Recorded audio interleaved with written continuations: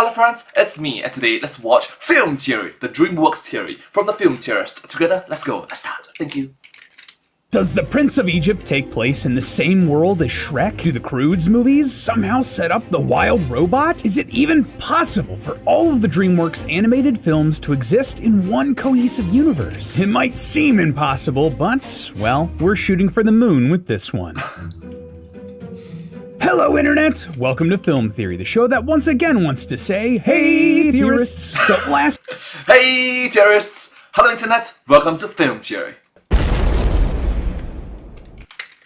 Year, our team put together the Disney theory, putting all of Disney's main animated films into one single timeline. This was inspired by the Pixar theory, the same idea except for Pixar, obviously, first created by John Negroni and then picked up by several other online theorists like our friends, the Super Carlin brothers. Honestly, it was some of the most fun I've ever had on a project, and I think that you guys agreed because there were a lot of you in the comments asking if we could do the same thing with Dreamworks, and I thought, yeah, good question. Finally, a worthy opponent. Our battle will be legendary. It sounded simple enough, right? Well, that was until I realized that we were trying to connect everything from a caveman comedy, an epic battle between dragons and humans, a bee-based courtroom drama, and so many talking animals, like way more talking animals than you'd expect. So me and the team got together and immediately started a rewatch of the 54 Dreamworks animation films. That's actually 8 fewer than we covered for the Disney timeline, so piece of cake, right? Wrong. This was actually one of the most challenging projects we've ever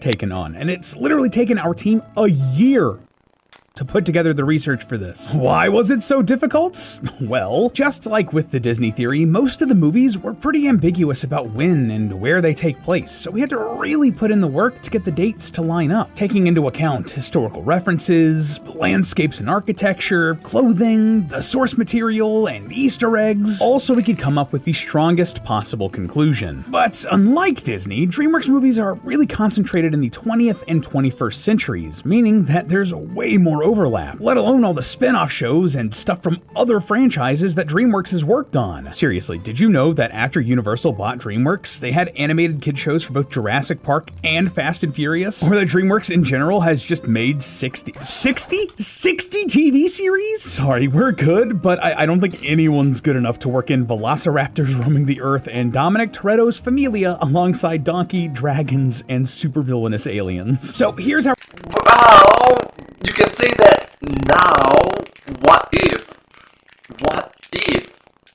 I mean, we're gonna run things today. Firstly, we're focusing mainly on the official canon of Dreamworks feature animation. That means that we will be looking almost exclusively at the main movies created by the main Dreamworks studios released in theaters. So if they worked on one movie in a series, but nothing else, like the first Wallace and Gromit movie, then we will count that, but not the prequels and sequels that Dreamworks didn't work on. That being said, we might include stuff from these non-theatrical movies and shows if it helps us place our main movies on the timeline. In fact, we might also include, well, marketing material for that same reason. Yeah, there was a surprising amount of information hidden in places like trailers and commercials, which made our lives both simpler and more difficult at the same time. So we created a sort of hierarchy of evidence for the Dreamworks canon, just in case there were some contradictions. At the top of this hierarchy, anything we see from one of the main movies, that stuff's canon. It's the authority. But right below that, on the second tier, we have the TV shows and non-theatrical sequels and prequels to help fill in the gaps if and when we need it. And finally, at the bottom, we'll have what I'll call supplemental material.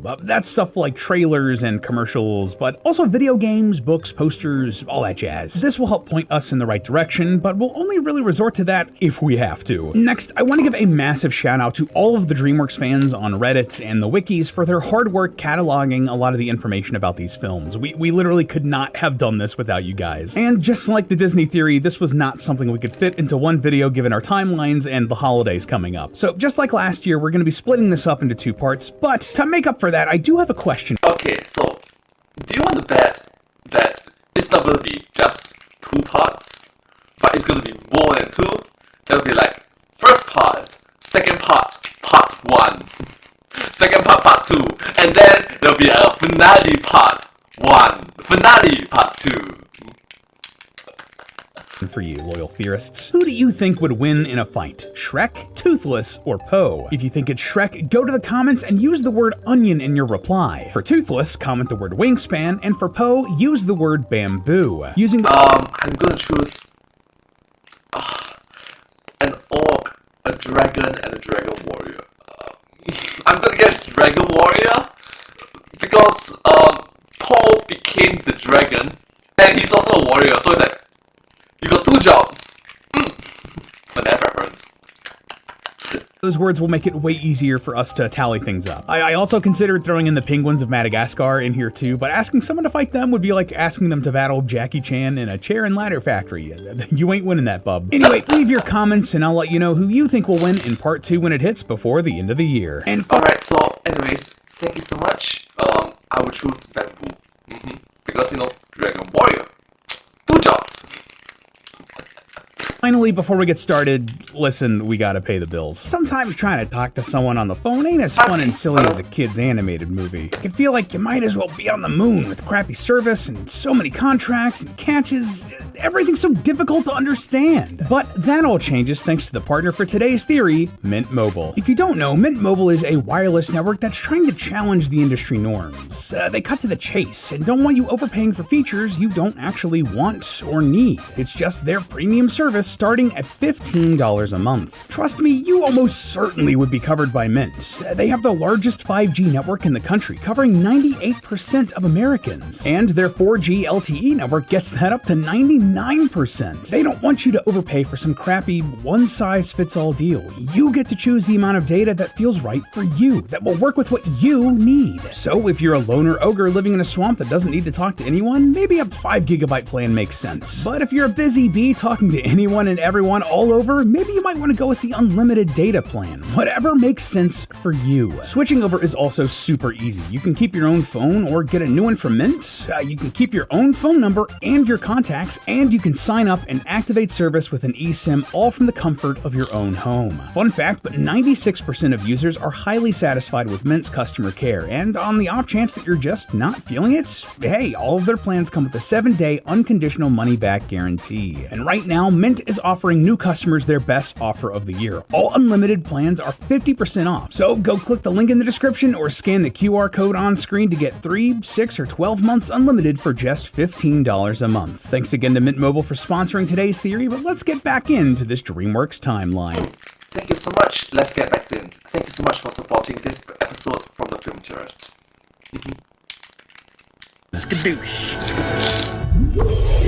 In the beginning, there was nothing. And then, forces beyond our comprehension created the universe. Yeah, in this canon, some higher power, whether you want to call it an extra-dimensional being or a godlike character, created the Dreamworks universe. And this being would later... to be fair, we do have a god.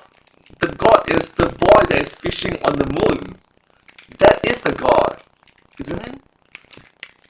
Become known to many people of the Dreamworks version of Earth as the god of the Abrahamic religions. Who made man's mouth? Who made the deaf, the mute, the seeing, or the blind? Did not I? Not me, Your Excellency. The explanation comes from God. So, yeah, things are already starting off crazy. But they immediately get crazier because probably the biggest, most recurring thing that sets the Dreamworks timeline apart from our own, well, certain celestial bodies like the moon seem to have some sort of magical powers. Yeah, whether that's the same power as the higher being or something else, who can say? We'll touch on big examples as we go through. Hey, I knew it! The moon!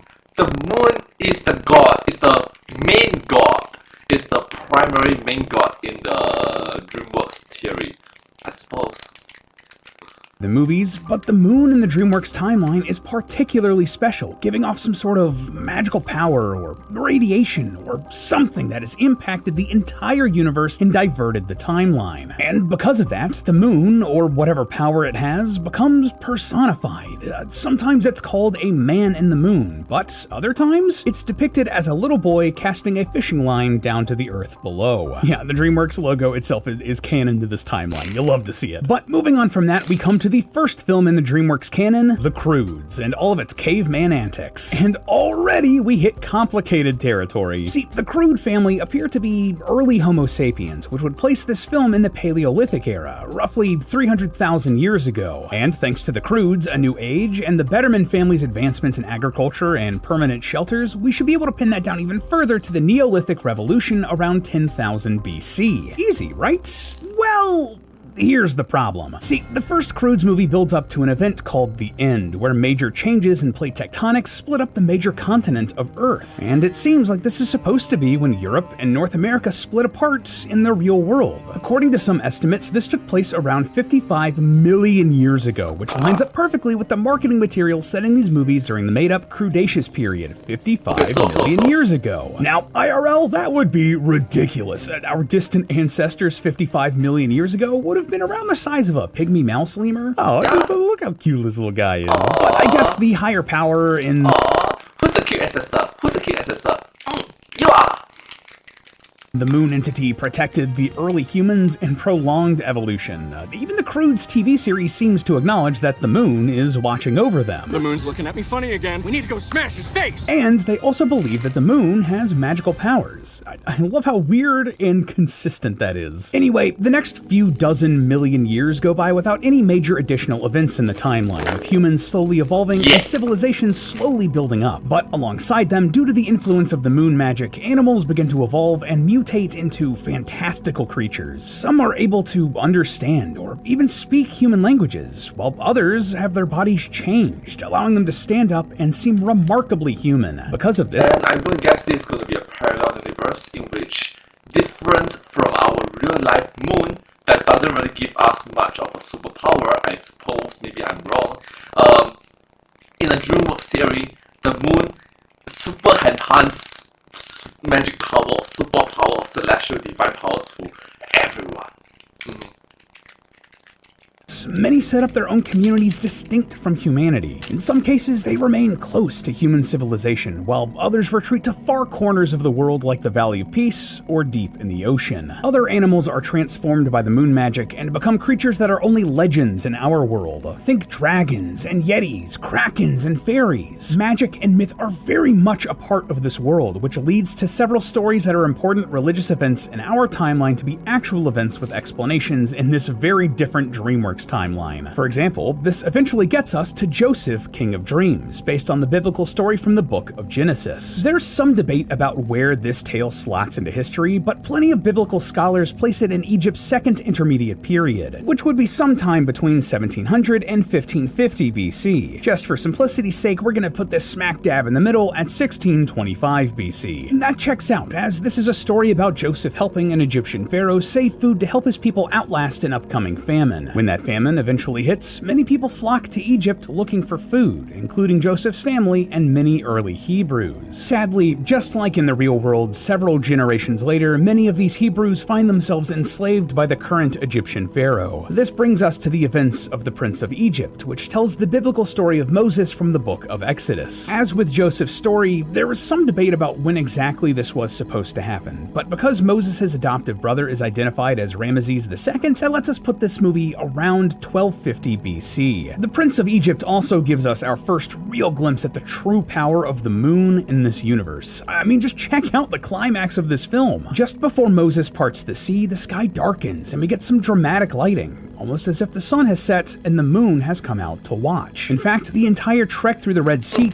The sun goes down, the stars comes out, and all that counts is here and now. Sorry, I just want to sing a song. Because, the sun goes down. Takes place at night, and the water falls back down when the sun rises. And I mean, hey, these movies are clearly very different versions of the biblical stories. Throwing in some moon magic doesn't really make it all that much more different. But with that, we need to fast forward quite a bit. thousands of years into the future to the Middle Ages. During this time jump, humans did their human thing and caused a great deal of friction with the creatures they shared the Earth with. Many of them are hunted, while others are forced into hiding. More or less, they start the process of becoming legends, though they still exist out in the world to some extent. Around 0 AD, an intelligent turtle named Uguay leaves his home in the Galapagos Islands and travels the world to learn about other cultures. He visits several corners of the world before eventually settling in what is now China, where he discovers a beautiful pool overlooking the Valley of Peace. Here, he meditates and eventually creates the martial art of Kung Fu, teaching the skill to various humans and animals alike. This then leads us to the events of Sinbad, Legend of the Seven Seas. They made this one easy for us, since every version of the Legend of Sinbad takes place during the early Abbasid Caliphate between the 700s and 800s AD. After this, we jump forward a couple hundred years to the How to Train Your Dragon trilogy. Obviously, these take place during Viking times, but you might not know that spanned from the 8th to 11th centuries, the 700s to 1000s. Thankfully for us, though, there are clues in the films themselves to narrow it down even further. Firstly, we see in these films that Viking culture has been around for a long time, going back many generations and hundreds of years. 300 years, and I'm the first Viking who wouldn't kill a dragon. That puts us towards the end of the Viking Age, but believe it or not, we can dial it in even further thanks to some Tier 3 sources. The art book for How to Train Your Dragon 2 mentions that the story takes place a millennia or 1,000 years ago. Same with the companion book To Berk and Beyond, which is set 10 centuries ago. And finally, and most comically, we can thank the 2010 Winter Olympics for an exact date. Yeah, really. During that year, Dreamworks made several promos to tie in with the games, showing the franchise characters participating in their own Olympics. And the date on those promos? You guessed it, 1010 AD. That would mean that the first film is in 1010 AD, the second in 1015 AD, and the third in 1016 AD. Man, bro grew up to be a man, you know. Man, it's literally, okay, so case in point, it went from someone that is going through puberty, okay, someone before puberty, to going through puberty, and post-puberty, you know. But the last one should be further. Instead of 10, 16, it should be like 18, 19, 20, it should be further, right? The end of this trilogy also sees a big change to the world and explains the end of the Viking Age as the dragons retreating into the Hidden World, a subterranean cavern where they can be safe from humans. But don't worry, loyal theorists, dragons don't disappear entirely from the Dreamworks universe, but we'll get back to that. For the time being, though, across the world, in an isolated community of anthropomorphic animals in the Valley of Peace, a panda named Po is named the Dragon Warrior during the events of Kung Fu Panda and its various sequels. And just because we can hear the various TV series, Legends of Awesomeness, The Paws of Destiny, and The Dragon Knight take place between these various films. Now, the exact time frame for these films is a bit difficult to nail down. A lot of the aspects of Chinese culture they borrow from are from different periods of time. For example, the first movie has elements of architecture from both the Ming Dynasty and Qing Dynasty, which ran from the 14th to 17th centuries and the 17th to 20th centuries respectively. But the events of Kung Fu Panda 2 Okay, so Ming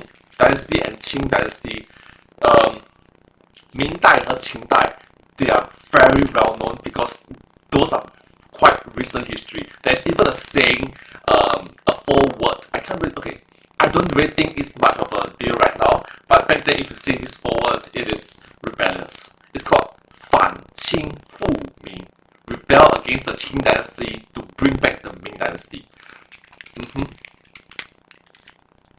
give us a way more exact date. In that movie, Po and the Furious Five face off against an angry old peacock named Lord Shin, and we learn that Shin's parents invented gunpowder while creating fireworks. However, Shin took their invention and weaponized it, and that, my friends, is why we can't have nice things, whether it's IRL or in the Dreamworks timeline. Historically, the use of gunpowder in weapons in China started during the Song Dynasty, who ruled from 960 to 1279 AD, and that way before Ming Dynasty, way before Qing Dynasty, way before. Is our foot in the door. And just to further drive this home, in a deleted scene from Kung Fu Panda 3, Po says, Any idea how many Tang Dynasty shields we have here? The Tang Dynasty reigned between the 7th and 10th centuries, right before the Song Dynasty rose to power. It's just Yeah, just way before Tang Dai, Song Dai, Ming Dai, Qing Dai, and The awkward thing is there's even more behind, and if there's even more behind and more in between. So yeah.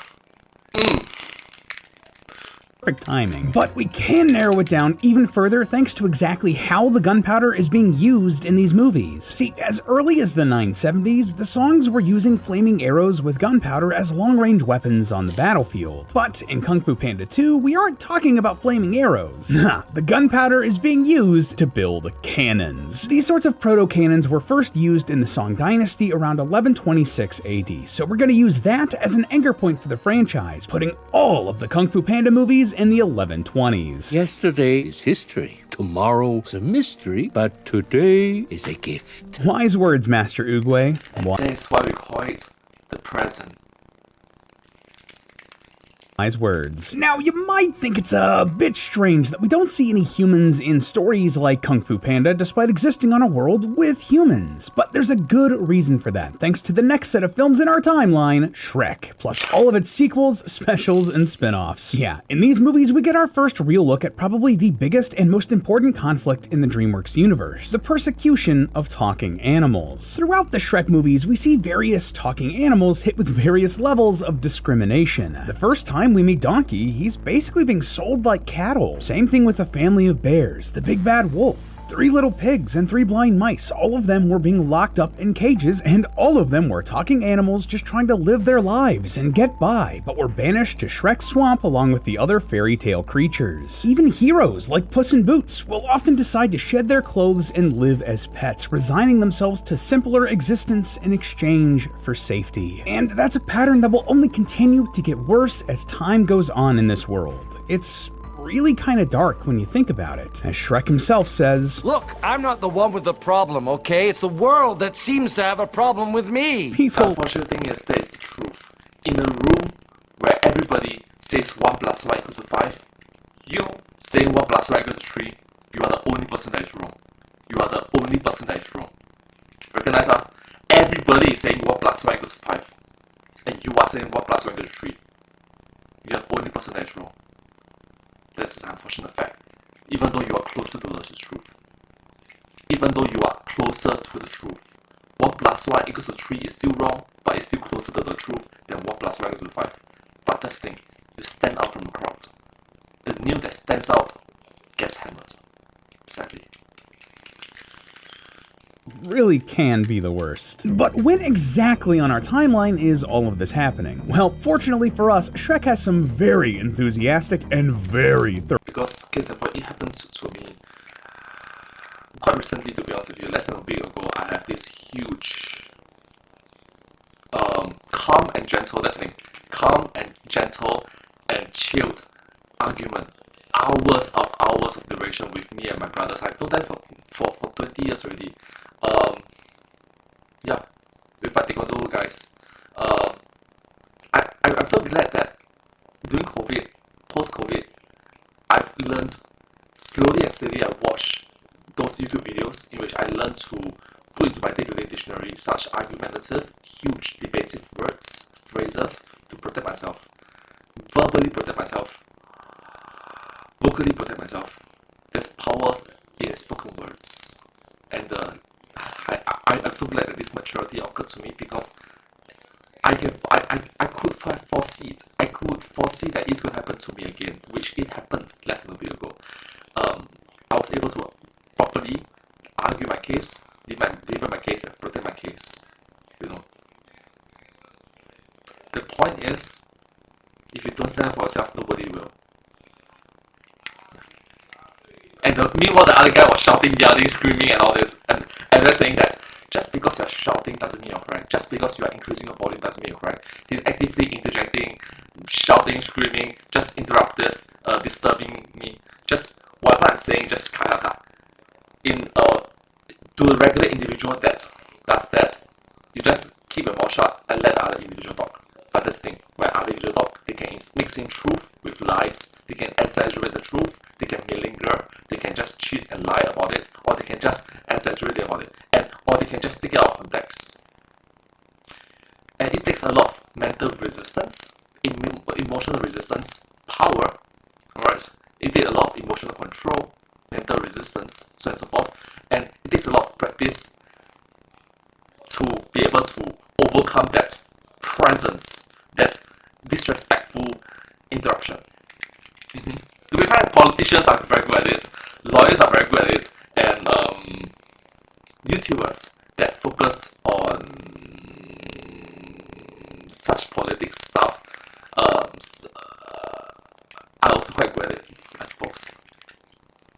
fans. Over on Reddit, for instance, a leading Shrek scholar, and yes, that is a real thing that actually exists, users— I'm so sorry for the sidetrack. I apologize. I'm sorry.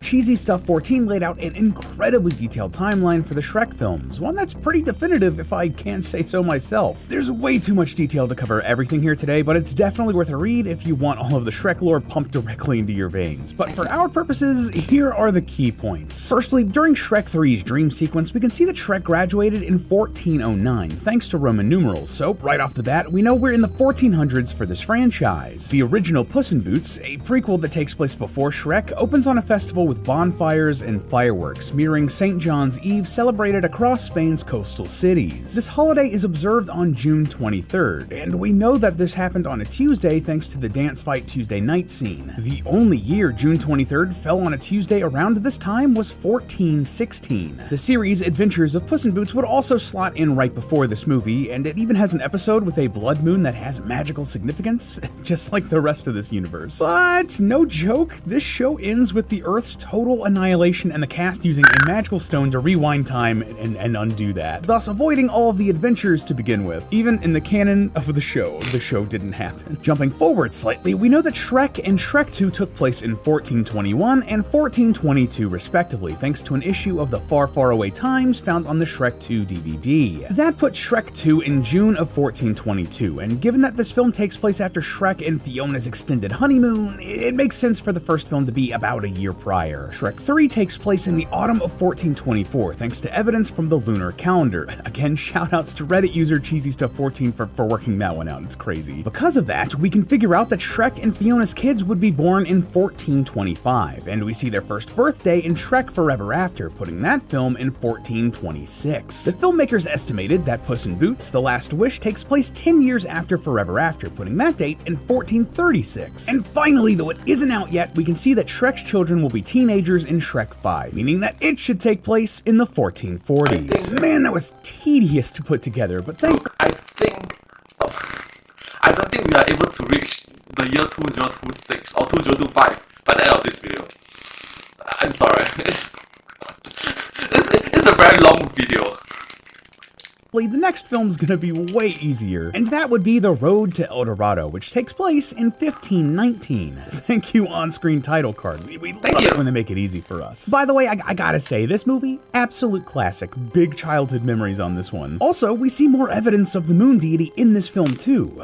In the High Priest's book, we see an artistic rendition of the boy in the moon, suggesting that some cultures native to the Americas knew of the deity and worshipped him in some form. From here, we can once again fast forward to Spirit, Stallion of the Cimarron, which we can place in the late 1860s. How? Well, it takes place during the construction of the Transcontinental Railroad. Though work on the railroad began in 1863, it didn't really pick up steam until pick up steam. Didn't realize it did that. It didn't really pick up steam until the years after the Civil War, and its main route was completed in 1869. And you know what? It probably could have been done a lot earlier if not for Spirit. Anyway, that also brings us to Spirit Untamed, where we can peek at a newspaper that dates this film to 1887. Thanks for that one, DreamWorks animators. It's nice to have a couple dates that are just set in stone. These movies also show us just how much can change with the talking animals after the humans started treating them poorly.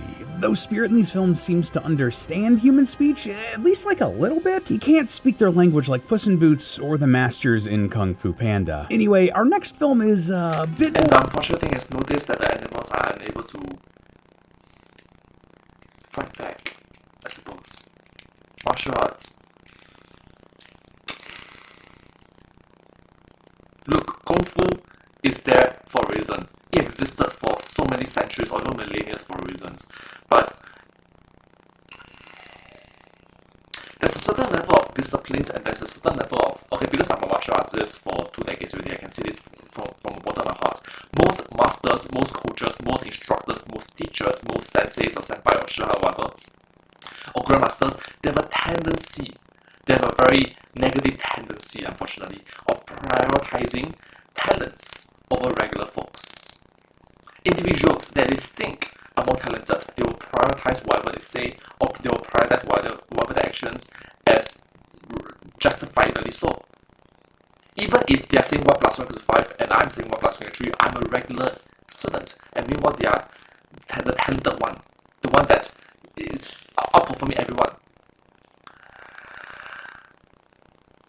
they'll start with the 1 plus 1 equals to 5 instead of the 1 plus 1 equals to 3.